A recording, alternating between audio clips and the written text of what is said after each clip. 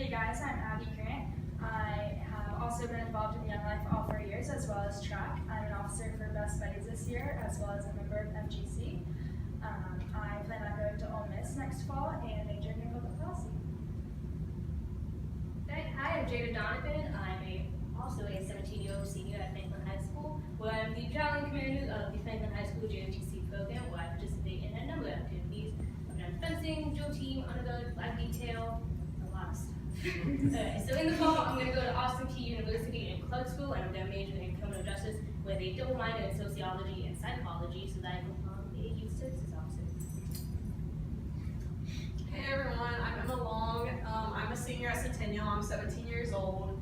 I currently work at Skyzen, which is an indoor trampoline park, and at Centennial I play softball and soccer.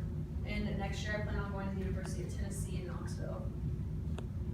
We also have a fifth member who had to run out for something that she was previously committed to, but her name is Emma Owen, and she's a junior at Centennial. She mainly does family stuff because she has 2 younger siblings. Okay, so what is this committee? What have you been sending your children to for the past few months? So basically what we do is we gather about twice a month and we discuss different things that the juvenile court's doing. Allow preliminary classes, different punishments that they do, all that good stuff. And the first thing that happened on our very first meeting in the other room was that Mrs. Sandy welcomed us with our snacks and candy. And then she said, okay guys, give me your phones. Now we didn't think much of it. We said, alright, getting rid of distraction, no big deal. We went on a whole tour, looked into everything really, really in depth. And then when we came back, Mrs. Zanny said, alright, well, we're gonna meet this day and you'll get your phone back then. And in all of our heads, we freak out a little bit because we've been on this, that's in about a month. But luckily, Miss Zanny was joking. And that's how she introduced what the juvenile courts currently do, which is for the most part taking away a juvenile delinquent's cell phone until they're older. So, this is what we found on cell phones. The pros is that if you get your cell phone taken away, is that it limits distractions, which can help you focus on a different number of things, hopefully mainly positive things. It can eliminate you talking to people who are bad influences in your life. So, that's always a good thing if you can only focus on the good influences. And hopefully if you don't have the distraction of a screen in front of your face, it'll better your family relationships. However, there's a lot of issues too. Parents can't track kids very well if there's not something in your pocket that they can track. So to coordinate with them, when to pick them up from school or after school activities, work to make sure they're active with after school activities that work. Schooling, especially at Franklin High School, every single class is required to have a Google Classroom. So it's really hard if you don't have your convenient little piece of technology to just take it out and do your schoolwork and get reminders like that. Also, especially in the mind of the delinquents, pretty easy to get around that. You can go up and use a fence phone. You can use your computer to talk to people. You can go and buy a phone and have a pay-as-you-go if you have enough money, things like that. So what we did is we created a pamphlet to help courts, instead of taking away the phones altogether and giving them all those options of getting around it. We decided it would be better if we open the parents' minds to that if your child is having problems, you should restrict their phones in a certain way to make sure that they're bettering themselves instead of giving them away to just realize how to get around the quote. We collectively decided not to give you the restricted phone pamphlets. Yeah, that's right. Just so you know, so you're supposed to pass those out. No, we They don't exist. They're not working We there. don't have them. Yeah. I'm scared, sorry. I think some of them are actually still in the seats. I got it. I think a lot of the ideas that went on the restrictions came from most of the people in the room. Yeah, that's very true.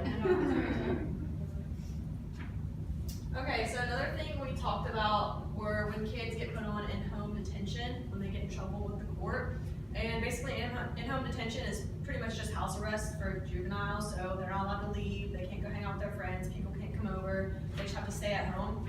And what this does most of the time is when kids are on in-home detention, they're usually not very happy about it, so they're pretty angry, they don't really talk to anyone, they're angry at their parents. So what we did was create a parent check-in sheet, and I think there's still some of those around in the seats.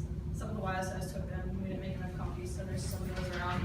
But basically what this is it just outlines a way for kids and their parents to talk, and basically there's boxes where you just date each day of the week, and you're just encouraged to talk to your teenager, and there's different things you can talk to them about, just to strike up a conversation, help build relationships between the kids and the parents.